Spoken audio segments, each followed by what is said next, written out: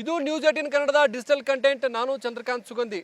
ರಾಜ್ಯದಲ್ಲಿ ಮತ್ತೊಂದು ಮಹತ್ವದ ಬೆಳವಣಿಗೆಯಾಗಿದ್ದು ಏನು ಅದೃಶ್ಯ ಕಾಡಸಿದ್ದೇಶ್ವರ ಸ್ವಾಮೀಜಿಯನ್ನ ವಿಜಯಪುರ ಮತ್ತು ಬಾಗಲಕೋಟೆ ಜಿಲ್ಲೆಗೆ ನಿಷೇಧ ಹೇರಿದ್ದನ್ನು ವಿರೋಧಿಸಿ ಇವತ್ತು ಬೆಳಗಾವಿಯಲ್ಲಿ ಒಂದು ಮಹತ್ವದ ಸಭೆಯಾಗಿದೆ. ಮಹತ್ವದ ಸಭೆಯಲ್ಲಿ ವಿಜಯಪುರದ ಶಾಸಕ ಬಸನಗೌಡ ಪಾಟೀಲ್ ಯತ್ನಾಳ, ಮಾಜಿ ಸಚಿವ KS ಈಶ್ವರಪ್ಪ ಸೇರಿದಂತೆ ಹಲವು ನಾಯಕರು ಭಾಗವಹಿಸಿದ್ದಾರೆ. ಜೊತೆಗೆ ಅನೇಕ ಸ್ವಾಮೀಜಿಗಳು ಮತ್ತು ಈ ಭಾಗದ ಚಿಂತಕರು ಹಾಗೆಯೇ ಏನು ಹಿಂದೂ ಪರ ಕೆಲಸ ಮಾಡುವಂತಹ ಮುಖಂಡರು ಕೂಡ ಒಂದು ಸೇರಿಸಿ ಸಭೆಯನ್ನು ಮಾಡಿದೆ. ಈ ಮೂಲಕ ಮುಂಬೈ ಕರ್ನಾಟಕದಲ್ಲಿ ಮತ್ತೊಮ್ಮೆ ಕಾಂಗ್ರೆಸ್ ಸರ್ಕಾರದ ವಿರುದ್ಧ ಕಹಳೆ ಮೊಳಸಕ್ಕೆ ಇವತ್ತು ಸಿದ್ಧತೆಯನ್ನು ಮಾಡಲಾಗಿತ್ತು. ನಿರ್ಭೀತ, ನಿಷ್ಪಕ್ಷಪಾತ, ವಿಶ್ವಾಸಾರ್ಹ ಸುದ್ದಿಗಳಿಗೆ ಮತ್ತೊಂದು ಹೆಸರಾಗಿರೋ ನ್ಯೂಸ್ 18 ಕನ್ನಡ ಈಗ ಆಪ್ನಲ್ಲೂ ಲಭ್ಯ ಇದೆ.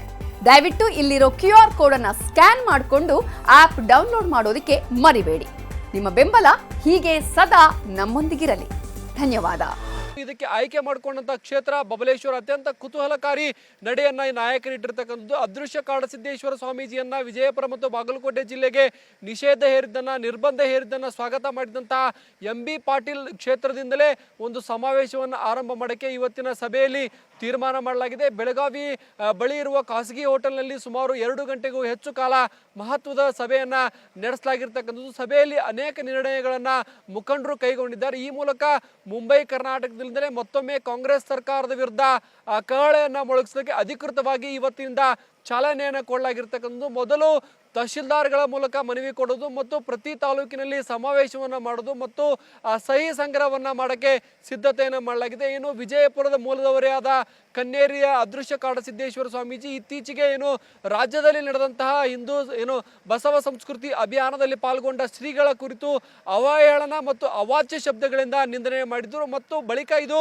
ರಾಜಕೀಯ ಸ್ವರೂಪವನ್ನು ಪಡೆದಿತ್ತು. ಬಳಿಕ ಅವರನ್ನ ವಿಜಯಪುರ ಬಾಗಲಕೋಟೆ ಜಿಲ್ಲೆಗೆ ಪ್ರವೇಶಕ್ಕೆ ನಿರ್ಬಂಧ ಹೇರಿ ಸರ್ಕಾರ ಆದೇಶ ಹೊರಡಿಸಿತು. ಈಗ ಸರ್ಕಾರದ ವಿರುದ್ಧ ಮುಗಿಬೀಳಕ್ಕೆ ಬಿಜೆಪಿ ಮತ್ತು ಹಿಂದೂ ಪರ ಕಾರ್ಯಕರ್ತರು ಮುಂದಾಗಿದ್ದಾರೆ. ಏನು ಪ್ರಮುಖವಾಗಿ ವಿಜಯಪುರದ ಬಬಲೇಶ್ವರ ಕ್ಷೇತ್ರದಿಂದ ಅಂದರೆ MB ಪಾಟೀಲ್ ಕ್ಷೇತ್ರದಿಂದಲೇ ಈ ಒಂದು ಸಮಾವೇಶಗಳು ಆರಂಭವಾಗಲಿದ್ದು, ಕಳೆದ ಚುನಾವಣೆಯಲ್ಲೂ ಕೂಡ ಲಿಂಗಾಯತ ಪ್ರತ್ಯೇಕ ಧರ್ಮದ ವಿಚಾರವಾಗಿ ಅಲ್ಲಿ MB ಪಾಟೀಲ್ ಕ್ಷೇತ್ರದಿಂದಲೇ ಬಿಜೆಪಿ ನಾಯಕರು ಪ್ರತಿಭಟನೆಯನ್ನು ಆರಂಭಿಸಿದ್ರು. ಈ ಬಾರಿ ಪಕ್ಷಾತೀತವಾಗಿ ಹೋರಾಟವನ್ನು ಮಾಡೋಕ್ಕೆ ಸಿದ್ಧತೆಯನ್ನು ಮಾಡಿಕೊಂಡಿದ್ದಾರೆ. ವಿಜಯಪುರದ ಶಾಸಕ ಯತ್ನಾಳ್ ಕೂಡ ಇವತ್ತು ಏನು MB ಪಾಟೀಲ್ ವಿರುದ್ಧ ವಾಗ್ದಾಳಿಯನ್ನು ನಡೆಸಿದ್ದಾರೆ. MB ಪಾಟೀಲ್ ನಿನ್ನೆ ಯತ್ನಾಳ್ ವಿರುದ್ಧ ಏನೋ ಆಕ್ರೋಶವನ್ನು ವ್ಯಕ್ತಪಡಿಸತಕ್ಕಂಥದ್ದು. ನಾವು ವಿಜಯಪುರದ ಭಾಷೆಯಲ್ಲಿ ನಿಮ್ಮ ತಿಂಡಿ ಏನಿದೆ ಅಂತೇಳಿ MB ಪಾಟೀಲ್ ಪ್ರಶ್ನೆಯನ್ನು ಮಾಡಿದ್ರು. ಅದೇ ಭಾಷೆಯಲ್ಲಿ ಇವತ್ತು ಏನು ಬಸನಗೌಡ ಪಾಟೀಲ್ ಯತ್ನಾಳ್ ಕೂಡ ಉತ್ತರ ಕೊಡುವಂತ ಯತ್ನ ಮಾಡಿದ್ದಾರೆ. ಈ ಹಿಂದೆ ನಕಲಿ ಗೌಡರ ನಡುವೆ ಮತ್ತು ನಮ್ಮ ನಡುವೆ ತಿಂಡಿ ಬಿದ್ದಿತ್ತು, ಆದರೆ ಈಗ ಒರಿಜಿನಲ್ ಗೌಡರ ನಡುವೆ ತಿಂಡಿ ಆರಂಭವಾಗಿದೆ ಅನ್ನೋ ಮೂಲಕ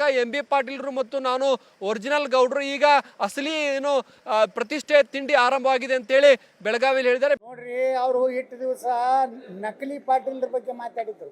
ಅಫಿಡೇವಿಟ್ ಪಾಟೀಲ್ರ ಅದಾರ ಬಿಜಾಪುರನಾಗ ಒಂದು ಕಂಪನಿ ಅಫಿಡೇವಿಟ್ ಮಾಡ್ಕೊಂಡಾರ. ನಾ ಪಾಟೀಲ್ ಅಂತ ಅವ್ರ ಅಡ್ಡ ಹೆಸರು ಪಾಟೀಲ್ ಇಲ್ಲ, ಒರಿಜಿನಲ್. MB ಪಾಟೀಲ್ರು ಒರಿಜಿನಲ್ ಗೌಡ್ರು, ನಾನು ಒರಿಜಿನಲ್ ಗೌಡ್ರು ಅದೀನಿ.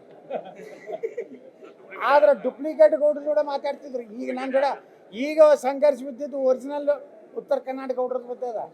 ತಿಂಡಿ MB ಪಾಟೀಲ್ ಐತಿ, ಅಟ್ ತಿಂಡಿ ನಮ್ದು ಐತಿ.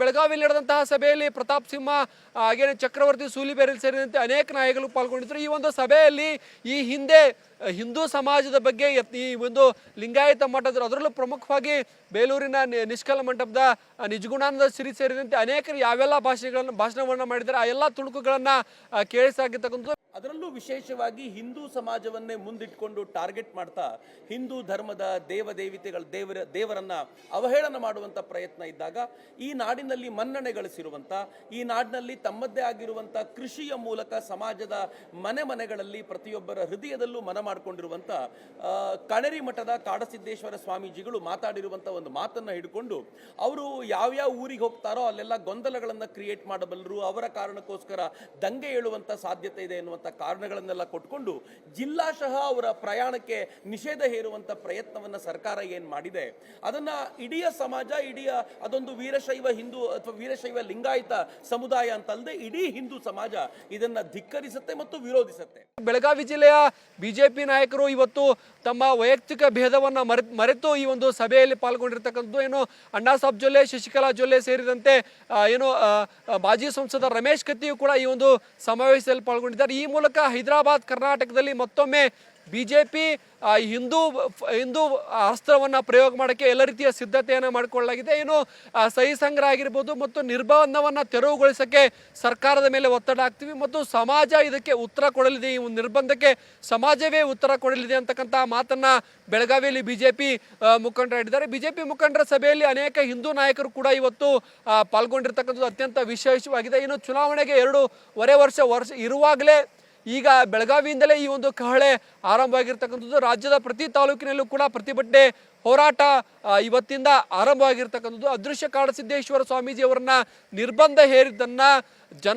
ಜನಾಕ್ರೋಶವಾಗಿ ಪರಿವರ್ತನೆ ಮಾಡೋಕ್ಕೆ ಬಿಜೆಪಿ ಮುಂದಾಗಿರ್ತಕ್ಕಂಥದ್ದು. ಬಿಜೆಪಿ ಹಲವು ನಾಯಕರು ಕೂಡ ಇದರಲ್ಲಿ ಪಾಲ್ಗೊಂಡ್ರು. ಮುಖ್ಯವಾಗಿ ವಿಜಯಪುರದ ಶಾಸಕ ಬಸನಗೌಡ ಪಾಟೀಲ್ ಯತ್ನಾಳ್ ಕೂಡ ಇವತ್ತು ಬಹಿರಂಗವಾಗಿ ಮಾತನಾಡಿ ಒಂದು ಸಮಾವೇಶದ ಮಹತ್ವವನ್ನ ಮತ್ತು ಬಬಲೇಶ್ವರದಿಂದ ಆರಂಭ ಮಾಡುವ ಬಗ್ಗೆಯೂ ಕೂಡ ಮಾತನಾಡಿದ್ದಾರೆ. ಮತ್ತು ಏನೋ ಈ ರಾಜ್ಯದಲ್ಲಿ ಬಿಜೆಪಿ ರಾಜ್ಯಾಧ್ಯಕ್ಷರಾಗಿ ಮತ್ತೊಮ್ಮೆ ಏನೋ ವಿಜಯೇಂದ್ರ ನೇಮಕವಾದರೆ ಅಂದಿನಿಂದಲೇ ನಮ್ಮ JCB ಪಕ್ಷ ಆಕ್ಟಿವ್ ಆಗಲಿದೆ ಮತ್ತು ಬಿಜೆಪಿಯಲ್ಲಿ ನನಗೆ ಬೇಡಿಕೆ ಇದೆ, ಬಿಜೆಪಿಯಲ್ಲಿ ಗೋವಾ ರಾಜ್ಯದ ಚುನಾವಣೆಗೆ ಪ್ರಚಾರಕ್ಕೆ ಬನ್ನಿ ಅಂತೇಳಿ ನನಗೆ ಆಹ್ವಾನವನ್ನು ಕೊಡ್ತಾ ಇದ್ದಾರೆ. ನನ್ನ ಮಹತ್ವ ಚುನಾವಣೆ ಹತ್ರ ಬಂದಾಗ ಹೈಕಮಾಂಡ್ಗೆ ತಿಳಿಯುತ್ತೆ ಅಂತೇಳಿ ಬಸನಗೌಡ ಪಾಟೀಲ್ ಹೇಳ್ತಕ್ಕಂಥದ್ದು. ಬಿಜೆಪಿ ಮತ್ತು ಹಿಂದೂಪರ ನಾಯಕರು ಮುಂಬೈ ಕರ್ನಾಟಕದಲ್ಲಿ ಮತ್ತೊಮ್ಮೆ ಕಾಂಗ್ರೆಸ್ ಸರ್ಕಾರದ ವಿರುದ್ಧ ಮುಗಿಬೀಳಕ್ಕೆ ಸಿದ್ಧತೆಯನ್ನು ಮಾಡಿಕೊಂಡಿದ್ದಾರೆ. ಇದಕ್ಕೆ ಜನ ಯಾವ ರೀತಿ ರೆಸ್ಪಾನ್ಸ್ ಅನ್ನು ಕೊಡ್ತಾರೆ ಮತ್ತು ಸರ್ಕಾರ ಏನಾದರೂ ವಿಜಯಪುರ ಬಾಗಲಕೋಟೆ ನಿಷೇಧವನ್ನು ವಾಪಸ್ ಪಡಿತಾ ಅಂತ ಬಗ್ಗೆ ಸಾಕಷ್ಟು ಕುತೂಹಲಗಳು ಮೂಡಿವೆ. ಇವತ್ತಿನ ನಡೆದಂತಹ ಸಭೆಯಲ್ಲಿ ಕೇವಲ ಬಿಜೆಪಿ ಅಲ್ಲದೆ ಅನೇಕ ಹಿಂದೂಪರ ನಾಯಕರು ಮತ್ತು ಅನೇಕ ಮಠಾಧೀಶರು ಕೂಡ ಪಾಲ್ಗೊಂಡಿರ್ತಕ್ಕಂಥದ್ದು. ಬಸವ ಸಂಸ್ಕೃತಿ ಅಭಿಯಾನ ಏನು ರಾಜ್ಯಾದ್ಯಂತ ನಡೆದಿತ್ತು, ಅದಕ್ಕೆ ಪರ್ಯಾಯವಾಗಿ ಈಗ ಬಿಜೆಪಿ ಒಂದು ಹಿಂದೂ ನಾಯಕರನ್ನ ಒಟ್ಟುಗೂಡಿಸುವಂತ ಕೆಲಸಕ್ಕೆ ಕೈ ಹಾಕಿದೆ. ಇದರಲ್ಲಿ ಅನೇಕ ಮುಖಂಡರು ಕೂಡ ಪಾಲ್ಗೊಂಡಿದ್ದು. ಇದು ಪಕ್ಷಾತೀತವಾಗಿ ಮತ್ತು ಪಕ್ಷಾತೀತವಾದ ಹೆಸರಲ್ಲಿ ನಡೆದರೂ ಕೂಡ ಇದರಲ್ಲಿ ಬಹುತೇಕರು ಬಿಜೆಪಿ ಅವರೇ ಪಾಲ್ಗೊಳ್ತಾರೆ ಮತ್ತು ಯತ್ನಾಳ್ ಇದರ ನೇತೃತ್ವವನ್ನು ವಹಿಸಲಿದ್ದಾರೆ. ನಿರ್ಭೀತ, ನಿಷ್ಪಕ್ಷಪಾತ, ವಿಶ್ವಾಸಾರ್ಹ ಸುದ್ದಿಗಳಿಗೆ ಮತ್ತೊಂದು ಹೆಸರಾಗಿರೋ News18 ಕನ್ನಡ ಈಗ ಆಪ್ನಲ್ಲೂ ಲಭ್ಯ ಇದೆ. ದಯವಿಟ್ಟು ಇಲ್ಲಿರೋ QR ಕೋಡ್ ಅನ್ನ ಸ್ಕ್ಯಾನ್ ಮಾಡಿಕೊಂಡು ಆಪ್ ಡೌನ್ಲೋಡ್ ಮಾಡೋದಕ್ಕೆ ಮರಿಬೇಡಿ. ನಿಮ್ಮ ಬೆಂಬಲ ಹೀಗೆ ಸದಾ ನಮ್ಮೊಂದಿಗಿರಲಿ. ಧನ್ಯವಾದ.